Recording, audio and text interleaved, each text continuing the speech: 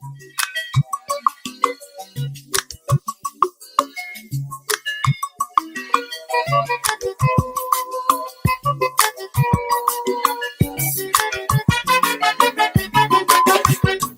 you seen my beautiful baby? Have you seen my tomato baby? Oh, iyele, baby, sofri de kulu mi temper. Ada, baby, na sugar, sugar. Yo. Everybody they wait. Utakene no more. If any man maka, better soup na money kill amo. Ada mwa ngo peke mi ya. Ada.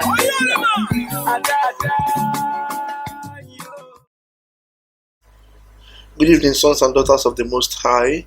This is Chukwuemeka again with the Igbo Hebrews. Brothers and sisters, I hope we are going on with the celebration of the Feast of Unleavened Bread. This video is actually made today during the Feast of Unleavened Bread. I hope I'll be able to post it in this period. So today I want to talk about traditional wedding and white wedding. Now, let me give you a little bit of a background for those who are not understanding. It's interesting what is happening in Igbo land today. If an Igbo man or an Igbo woman gets married and they decide to get married, first of all, they will do what they call traditional marriage, which is what first of all, they will go for the introduction, which is a normal traditional process, and then they will go to pay the bride price. And then they will do traditional marriage, or what they call traditional wedding. And after that, they are not recognized as being married in the eyes of the church. The church does not see them as married. In fact, they are still committing fornication, whatever, until they go and do white wedding. So basically, what brothers and sisters are doing today in our land, we are getting married twice to the same spouse. If you go, the way it's done in Igbo land, brothers and sisters, the marriage process in Igbo land is very simple and very clear. An introduction is done of the two parties and the two families. The families get to know each other, and then they go for bride price. The bride price is paid. The bride price does not have to be money. If it's money, it's just a token of understanding. It has nothing to do with financial transaction or selling of the bride, but it's a token of understanding, which is called bride price. Sometimes it could be in money, like let's say 20 kobo or 10 naira or something like that. Very minuscule amount of money. Sometimes it could be anything. It could be brooms. I've seen bride price that was paid with a broom. I've seen bride price that was paid with just one piece of yam, just a token. Okay. And then after that, the marriage ceremony, which is called Ibanhu. Ibanhu is the Igbo marriage ceremony. It's called Ibanhu. Ibanhu literally means to celebrate the wine. The Igbo wedding ceremony, brothers and sisters, is the most beautiful wedding ceremony and the most meaningful wedding ceremony I have ever seen. Even the Indians cannot dream of such a meaningful wedding like the Igbo wedding ceremony. I wish I was such a good storyteller, but I'm not. So I will not try to describe it, because if I try to describe it, I won't do justice to it. I will recommend a number of brothers and sisters that have been posting videos on Igbo wedding ceremonies online. One of them is called Igbo Biafran. You can look at his videos. It's filled with lots of beautiful Igbo wedding ceremony. But after doing this all this process that is wonderful and beautiful, you cannot even call the woman your wife in the eyes of the church. The Christian church does not validate any of those until you go to a priest and do white wedding. White wedding is you have to wear a suit and wear a white gown or whatever and do weddings like white people do. It's only when you do it that way, that's when, according to these idiots that call themselves Christian authorities in our communities, it's only when you do these things that you will be married in the eyes of God. Brothers and sisters, this is really, really sad.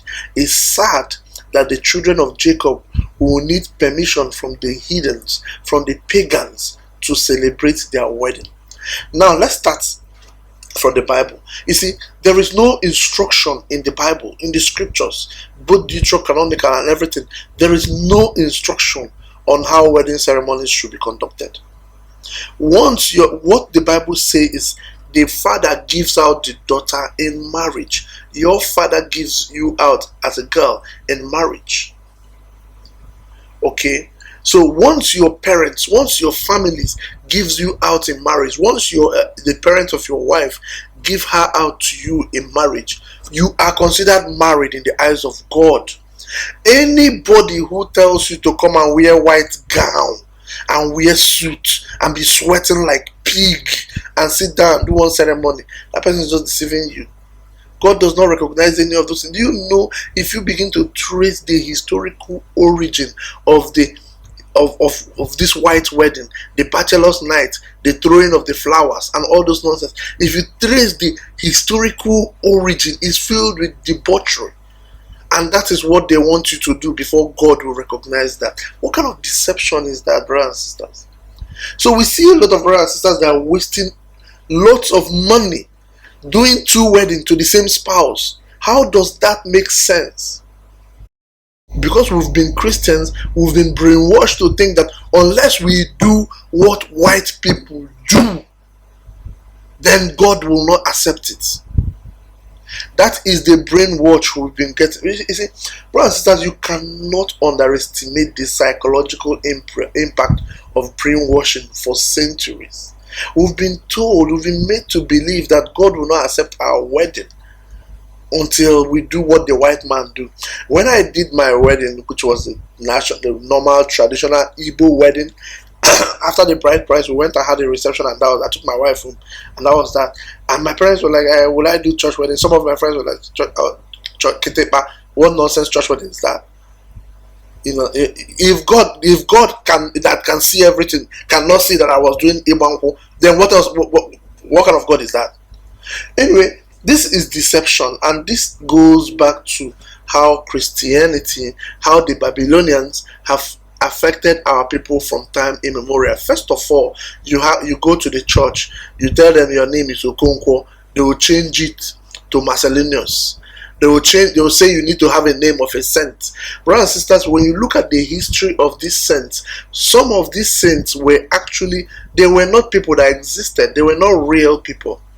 Okay, when you begin to look at the history of these saints like is it Saint Christopher and other ones, they never existed. These are actually stories of the gods of Rome. Okay, the stories about this saint, the so-called stories they make up about this saint, are actually about the gods of Rome. For instance, Saint Christopher, it was actually I think it was the god Hermes. I'll look it up. It was the god Hermes of Rome. A real person like that carried Jesus across water never happened.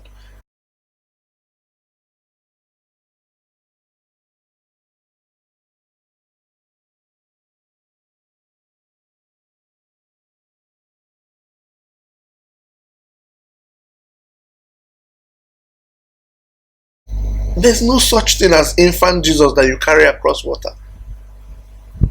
Okay, these are all gods of Rome. But when you go to any of these Christian churches and give them your beautiful Igbo name, such as Masinachi or Ifunanya, beautiful Igbo name, they will change it. They will say, no, you have to answer the name of a saint. They will change your name from Masinachi, which is an amazing name. They will change it to Jennifer, which means nothing. Nobody knows what it means. Your ancestors have never heard of that kind of name.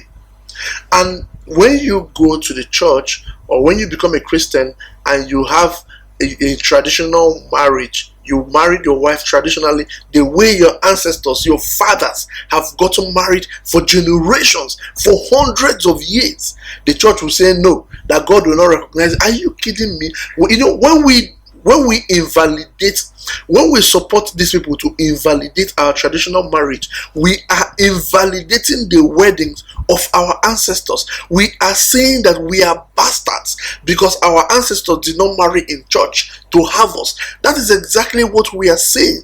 This is psychological manipulation, and it's costing us a lot of money and a lot of respect for ourselves. Brothers and sisters, I'll give you one advice. The Igbo wedding ceremony is the best wedding ceremony I've ever seen. But we will go to church and the church will invalidate us and say we should come for somebody wearing white gown to pour water on us. What kind of nonsense is that?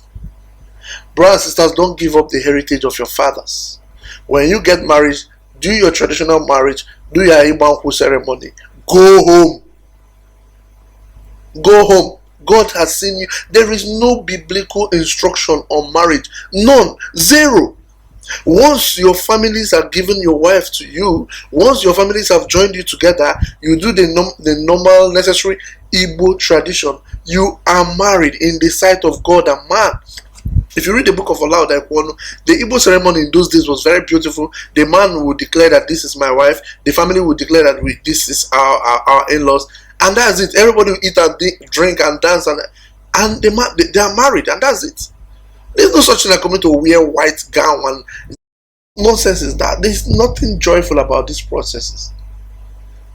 Don't be deceived by these people. These people, what they do is they systematically made us believe that what our ancestors have practiced for hundreds of years is not useful, that it's totally invalidated. And when you believe that, there is nothing in your community that you can stand up for. When you believe that your ancestors are not, what they have done is not worth it, then you cannot stand up to protect your community because it's not worth it. You keep on looking for the validation of the white man. And again, brothers and sisters, I recommend, look at the history of the weddings, of this wedding ceremony, of white wedding ceremony. The components of white wedding, study their history and see how much debauchery you think God is allowing in your wedding ceremonies.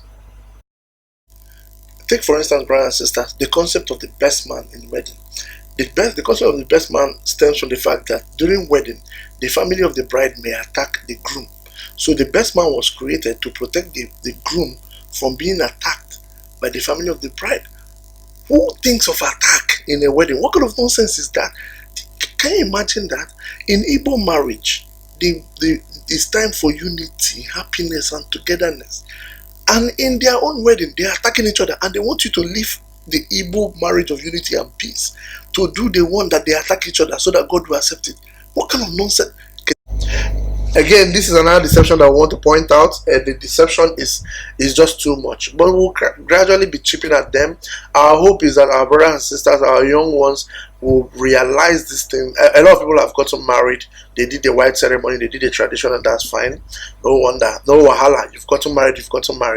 But I hope that our younger ones that are growing up, that are planning to get married, they should know what is important, and that is the traditional wedding. Once you do it, let the white man do white wedding.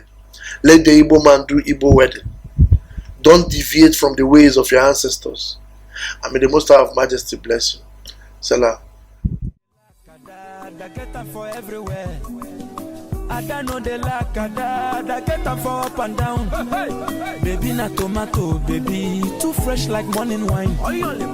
Ada welele, yo coco. Everybody they wait. Utakene no more. If I didn't maka, better soup na money kilamo. Ada unwa pekem ya. Ada, hey ada unwa.